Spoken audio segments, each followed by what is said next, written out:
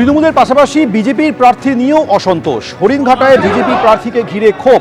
হরিণঘাটার BJP প্রার্থীকে পরিবর্তনের দাবি উঠেছে। অসীম সরকারের বিরোধিতায় বিজেপি কর্মীদের একাংশের বিক্ষোভ। অবিলম্বে বিজেপি প্রার্থী পরিবর্তন করতে হবে, এই দাবি তুলেছে দলেরই একাংশ।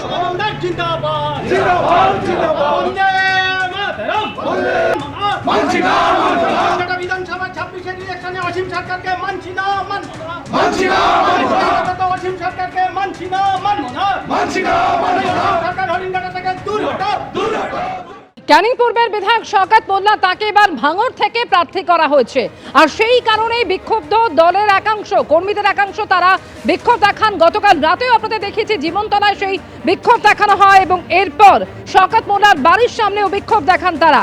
শওকতকে ফের ক্যানিং পূর্ব থেকেই প্রার্থী করতে হবে, এই দাবি তুলেছে দলীয় কর্মীদের একাংশ। তৃণমূল প্রার্থী বাহারুল ইসলামকে বহিরাগত বলে বিক্ষোভ শুরু হয়েছে।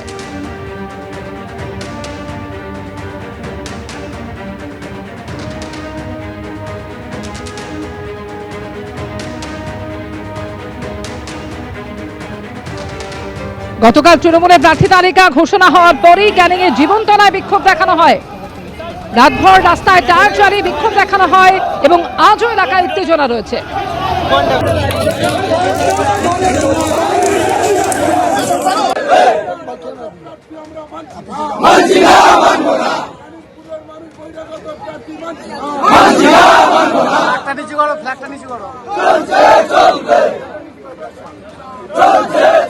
ভাঙড়ে এসে বহিরাগত না হয় তাহলে বাহারুল কিভাবে বহিরাগত হচ্ছে, এটা তো প্রথম প্রশ্ন হওয়া উচিত। এই এই এই নাটকটা শওকত মোল্লা করছে। যখন ক্যান্ডিডেট ঘোষণা হয়ে গেছে, শওকত মোল্লা দেখছে ভাঙড়ে হার নিশ্চিত জেনে অফিসে বসে কান্নাকাটি করছে আর দলের লোকেদের বলে দিয়েছে তোরা বিক্ষোভ কর, হ্যাঁ আমি যাতে ফের ক্যানিংয়ে ফিরে আসি। করছে দলে দলে হচ্ছে, এটা সারা রাজ্যব্যাপী হচ্ছে। ক্যানিং ভাঙড় তো দূরে যাক, সব জায়গায় হচ্ছে। আর আমি আবার বলছি, শওকত মোল্লা ঘরে বসে কান্নাকাটি করছে প্রচণ্ডভাবে, আমরা খবর পাচ্ছি প্রচণ্ডভাবে কান্নাকাটি করছে। তার মানে যাতে ভাঙড়টা আমার সরিয়ে ক্যানিংয়ে দেওয়া। নওশাদ সিদ্দিকী লক্ষাধিক ভোটে জিতবে, শওকত মোল্লা এটা জেনে গেছে। তার সাথে মানুষ নেই, তার সাথে কোনো জনগণ নেই। যে কটা নেতা যারা করে কেমনে খায় সেই কটাই আছে। ভোটের মুখে ভাঙড়ে তৃণমূলের অস্বস্তিকে ক্রমেই বাড়ছে। তার কারণ এবার কাইসার আহমেদ আরাবুলের পাশে দাঁড়িয়ে তিনি নিশানা করলেন শওকত মোল্লাকে এবং শওকত মোল্লার সঙ্গে বিজেপির যোগাযোগ রয়েছে বলেও অভিযোগ করেছেন তিনি। আমার অবস্থান কি 19 তারিখের মধ্যে জানিয়ে দেব, দলীয় প্রার্থীকেই আক্রমণে তৃণমূল নেতা কাইসার আহমেদ।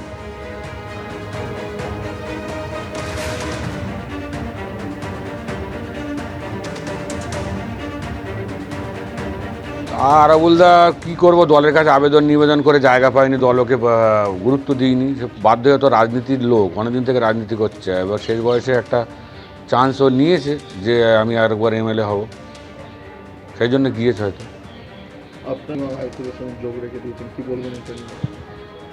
শওকত তো বিজেপির সাথে যোগাযোগ রেখে দিয়েছিল।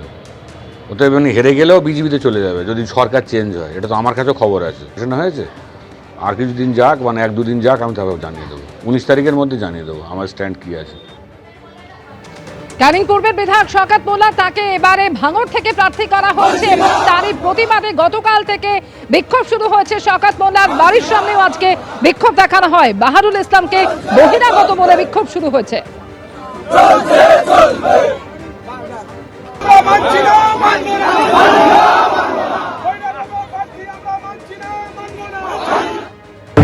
সরকারকে নেত্রী আমাদের দিদি মমতা বন্দ্যোপাধ্যায় এবং আমার প্রিয় দাদা নেতা সর্বোচ্চ সাধারণ সম্পাদক অভিষেক বন্দ্যোপাধ্যায়, তাঁরাই প্রার্থী ঠিক করেছেন এবং গতকাল থেকে সমস্যা হচ্ছে। তো আমি এই বিষয়ে দাদার সঙ্গে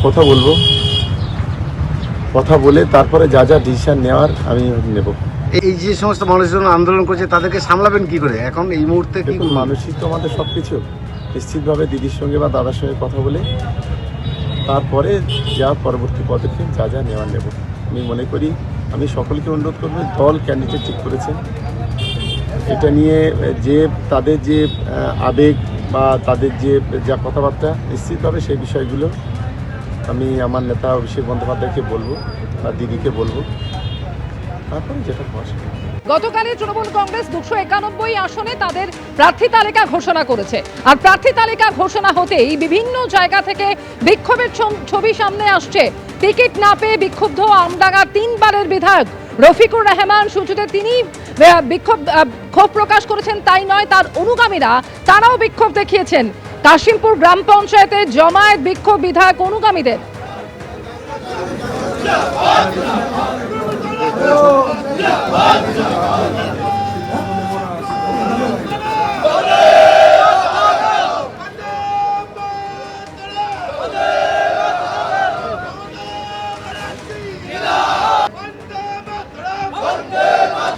ক্ষোভের আগুন বাড়ছে আমডাঙ্গায়।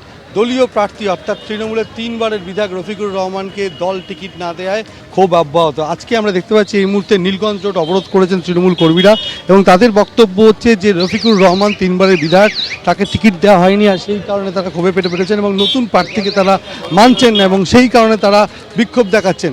আমাদের আমডাঙ্গা থেকে 37,000 ভোটে লোকসভা ভোটে আমরা লিড দিয়েছি, সেখানে দাঁড়িয়ে বিক্ষোভ করছেন। বিক্ষোভ করছি। আমাদের এমএলএ সাহেব রফিকুর রহমানকে আমরা চাইছি পুনরায় আমাদের আমডাঙ্গা কেন্দ্রে আমরা প্রার্থী হিসাবে দেখতে চাইছি। আমরা কোনো বহিরাগত প্রার্থীকে আমরা অ্যালাউ করতে চাই। গতকাল আমডাঙ্গায় দফায় দফায় বিক্ষোভ অবরোধ হয়েছে, আজকেও সেই বিক্ষোভ অব্যাহত। দত্তপুকুরে নীলগঞ্জ রোড অবরোধ করেছেন তৃণমূল কংগ্রেস সমর্থকরা, যারা তারা চাইছেন যে রফিকুর রহমান 3 বারের বিধায়ক, তাকেই দলের তরফ থেকে টিকিট দেওয়া হোক। যাকে নতুন প্রার্থী করা হয়েছে পীরজাদা কাসেম সিদ্দিকীকে, তাকে তারা মানতে চাইছেন না।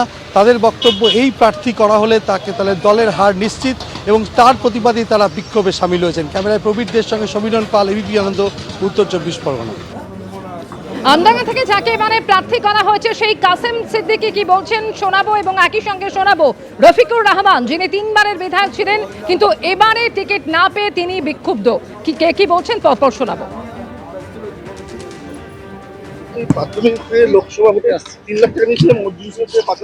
সব ফালতু কথা। আমার বড় দাদা, একসঙ্গে আমরা প্রচারের মধ্যে থাকবো, একসঙ্গে পাশে থাকবো, পাশে থেকে কাজ করব। আমি পীর পরিবারের ছেলে, উনি নিশ্চয়ই জানেন, ঠিক আছে? আপনারাও জানেন আমি কোন পরিবারের ছেলে।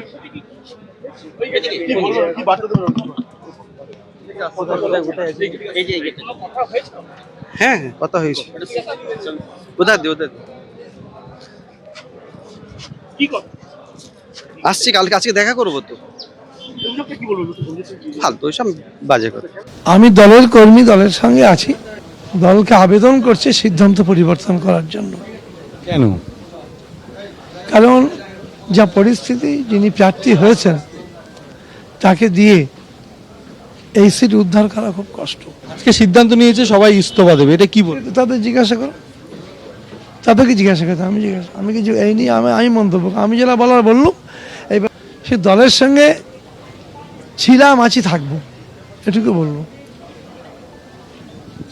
কিন্তু এই নির্বাচনে কতটা সাকসেস হব এটা নিয়ে আমার সন্দেহ।